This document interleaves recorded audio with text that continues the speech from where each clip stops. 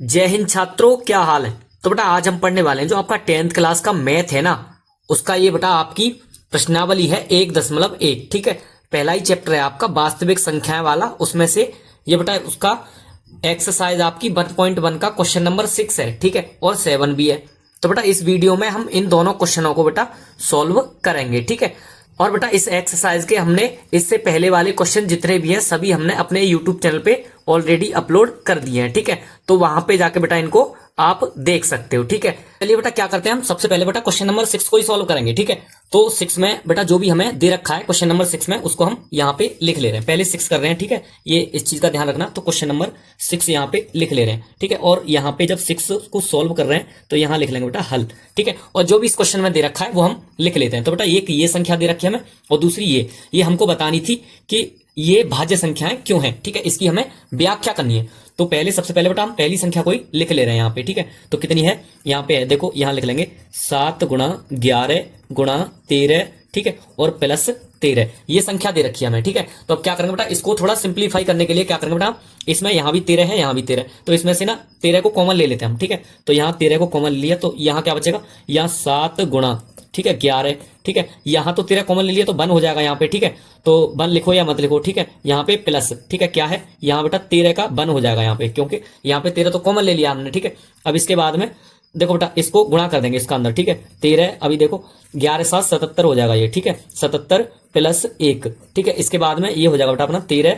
ठीक है, और इसके बाद में ये कितना हो जाएगा बेटा 78। ठीक है, यहाँ पे 78 है, और 78 के बाद में क्या करेंगे बेटा, 78 के क्या कर लेंगे हम यहाँ पे फैक्टर कर लेंगे। ठीक है, तो यहाँ पे 13, ठीक है गुणा ये हो जाएगा बेटा, देखो यहाँ पे हम कर सकते हैं 13 गुणा 6, 13 6 78। ठीक है, अब यहाँ पे अभी अपनी बेटा इसको हमने पूरी तरह से गुणा नहीं किया है। ठीक है, सिर्फ हमने ये बताया कि इस संख्या को जो भी संख्या थी हम इसके यानी अभाज्य गुणनखंड हम इसके कर सकते हैं। ठीक है, तो बेटा ये वाली जो अपनी संख्या है ना, ठीक है, जो अभी हमने सिंप्लीफाई करी है, ठीक है, इसको हम भाज्य संख्या बोल सकते हैं। ठीक है, और भाज्य संख्या क्यों बोल सकते हैं, क्योंकि बेटा जब हमने इसके फैक्टर किए तो इसके फैक्टर हो सकते हैं। ठीक है, तो इसके जब फैक्टर 1 से अधिक हुए हैं, ठीक है, यानी एक संख्या से अधिक से कट रही है। ठीक है, तो इसलिए ये क्या होगी, भाज्य संख्या होगी। अब बेटा अब लिखेंगे हम इस चीज को बाद में, इससे पहले क्या करते हैं, इसकी जो दूसरी वाली संख्या है ना उसको भी हम सिंप्लीफाई कर लेते हैं। ठीक है, तो ये दूसरी वाली संख्या थी अपनी, इसको भी कर लेते हैं। ठीक है, तो कितना था 7, ठीक है गुणा 6 गुणा 5 गुणा 4 गुणा 3 गुणा 2 गुणा 1 और प्लस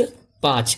अब क्या करेंगे बेटा, जिस तरह से हमने इस संख्या में से कॉमन लिया था ना 13, ठीक है, इसमें से भी कुछ कॉमन आ रहा है 5, तो यहाँ पे 5 हम कॉमन ले लेंगे। ठीक है, 5 कॉमन ले लिया, यहाँ पे 5 को छोड़ के बाकी सबको लिख दो। ठीक है, तो 7 गुणा 6 गुणा, अब यहाँ पे 5 नहीं लिखेंगे 1 हो जाएगा, 1 का गुणा 4 में करेंगे 4 ही हो जाएगा। ठीक है, 4 गुणा 3, ठीक है गुणा 2, यहाँ तो 1 है, 1 का गुणा कर दो कोई दिक्कत नहीं है। ठीक है, लेकिन यहाँ पे बेटा 5 है ना, तो 5 के बदले यहाँ क्या हो जाएगा बेटा, यहाँ पे 1 हो जाएगा, क्योंकि हमने यहाँ पे 5 को ऑलरेडी कॉमन ले लिया है। ठीक है, अब इसके बाद जो अंदर वाली संख्या है उसका बेटा क्या करेंगे हम गुणा कर देंगे। ठीक है, तो 5, अब देखो इसका गुणा कर रहे हैं बेटा हम, इन सब का गुणा करेंगे तो ये हो जाएगा बेटा अपना 1008। ठीक है, तो यहाँ पे लिख देंगे 1008, और यहाँ पे 1 और है प्लस पीछे। ठीक है, तो प्लस में 1। ठीक है, इसके बाद में यहाँ पे क्या हो जाएगा, ये इसका अगली बार जोड़ देंगे तो 5, ये हो जाएगा बेटा 1009। ठीक है, 1009 हो गया।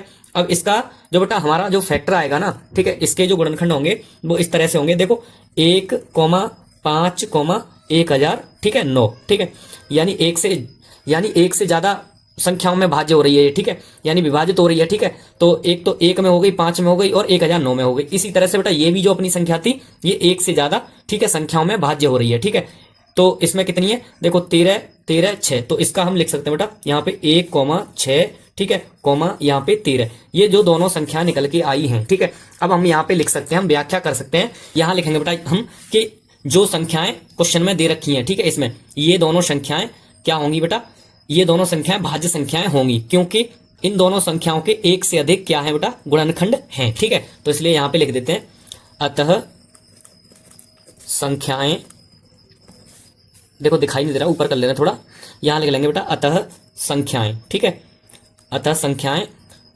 भाज्य संख्याएं होंगी या भाज्य होंगी। ठीक है, क्यों, क्योंकि रीजन हमने साफ बता दिया बेटा, इनके जो ठीक है फैक्टर हैं यानी गुणनखंड हैं कितने, 1 से अधिक हैं। यहां लिख देंगे बेटा हम इनके, ठीक है गुणनखंड, ठीक है कितने, 1 से अधिक हैं। या यहां पे हम ये भी बता सकते हैं बेटा पूरा यानी क्वेश्चन को संतुष्ट करने के लिए हम यहाँ पे ये भी बता सकते हैं कि ये जो दोनों संख्याएं हैं हमारी, ठीक है, इनमें यानी एक संख्या से अधिक से भाग जा रहा है, ठीक है, या इसलिए ये दोनों संख्याएं जो हो जाएंगी ना बेटा भाज्य संख्याएं हो जाएंगी, ठीक है। चलते हैं बेटा अगले क्वेश्चन पर। अब बेटा यहाँ पे जो क्वेश्चन नंबर 7 है वो देखने में थोड़ा बड़ा है, ठीक है, लेकिन जितना बड़ा है उतना ही करने में आसान है, ठीक है। तो क्वेश्चन नंबर 7 को पढ़ते हैं बेटा। सबसे पहले ये कह रहा है किसी खेल के मैदान के चारों ओर एक वृत्ताकार पथ है, ठीक है, यानी जो वृत्ताकार मैदान होता है ना बेटा, यहाँ पे जैसे हम रेस लगाते हैं, दौड़ लगाते हैं ना, ठीक है, एक वृत्ताकार पथ पर, ठीक है, मैदान में दौड़ते हैं पार्क में, तो इस मैदान का एक चक्कर लगाने में सोनिया 18 मिनट लगते हैं, यानी सोनिया को बेटा 18 मिनट लगते हैं, जबकि इसी मैदान का एक चक्कर लगाने में रवि को 12 मिनट लगते हैं। मान लीजिए वे दोनों एक ही स्थान पर, ठीक है, और एक ही समय से मतलब चलना प्रारंभ करके, ठीक है, एक ही दिशा में चलते हैं, तो कितने समय बाद वे पुनः, ठीक है, प्रारंभिक स्थान पर मिलेंगे। तो इसके लिए बेटा क्या करना है, इस तरह का जब कोई क्वेश्चन आ जाए आपको, ठीक है, क्वेश्चन सॉल्व करने के लिए, तो क्या करना है बेटा, इनका बेटा आपको प्राइम फैक्टराइजेशन करके इनका क्या करना है बेटा, एलसीएम निकाल लेना है, ठीक है। तो चलिए बेटा इनका एलसीएम निकालते हैं दोनों का, ठीक है। ये दोनों का जो टाइम दे रखा है इनका, देखो इसका टाइम था कितना बेटा, यहाँ पे दोनों का समय दे रखा है, तो यहाँ सबसे पहले लिख लेते हैं हल, ठीक है। क्वेश्चन नंबर यहाँ पे 7 को तो हल कर ही रहे हैं, ठीक है, तो हल लिखने के बाद में अब क्या करेंगे बेटा, इनका दोनों का समय जो दे रखा है उसको लिख लेते हैं, ठीक है। यानी सोनिया को बेटा कितना समय लगता है, सोनिया को लगता है 18 मिनट, ठीक है, तो ऐसे ही लिख देते हैं डायरेक्ट ही, ठीक है। तो यहाँ पे लिखेंगे दिया है, ठीक है, सोनिया द्वारा लिया गया समय, यहां लिख लेते हैं सोनिया द्वारा लिया गया समय कितना है बेटा, सोनिया के द्वारा 18 मिनट लगते हैं, ठीक है, उसे, तो यहां लिख देंगे बराबर 18 मिनट, ठीक है। और यहां पे रवि को कितना लग रहा है बेटा, रवि को 12 मिनट लगते हैं, ठीक है, तो यहां लिख देंगे रवि द्वारा लिया गया समय, तो रवि, ठीक है, के द्वारा या द्वारा लिया गया समय, ठीक है, तो रवि के द्वारा कितना लिया गया बेटा, 12 मिनट, ठीक है, तो बराबर 12 मिनट। अब क्या करना है बेटा, हमने अभी बताया था बेटा आपको यहाँ पे कि क्या करना है, दोनों का एलसीएम कर लेना है, ठीक है। तो यहाँ पे जो दोनों समय दे रखे हैं उनको, ठीक है, प्राइम फैक्टराइजेशन करके उनका देखो 18, ठीक है, कोमा 12 कैसे भी लिख लो, कोई दिक्कत नहीं है उससे, ठीक है। तो अब यहाँ पे क्या करना है, इसमें बेटा भाग दो, ठीक है, अभाज्य संख्याओं से। तो पहली सबसे छोटी अभाज्य संख्या क्या होती है अपनी, ये हो जाएगा बेटा 2 से, तो ये हो जाएगा बेटा अपना 9, और यहाँ पे ये कितनी बार जाएगा बेटा, 6 बार, ठीक है। इसके बाद में फिर देंगे 2 से, तो यहाँ पे 9 और ये 3 बार, ठीक है। अब इस बार कितने से देंगे हम, 3 से देंगे, ठीक है, क्योंकि बेटा यहाँ पे जो अपना इस बार 2 में भाग नहीं जाएगा, इसलिए 3 से ये 3 बार और ये 1 बार। इसके बाद में कितने से देंगे, 3 से फिर दे देंगे, ठीक है। तो 3 से ये 1 बार कोमा 1 बार। अब ये बेटा जो भी आया इनका गुणा करके तभी तो हम एलसीएम निकालते थे, ठीक है।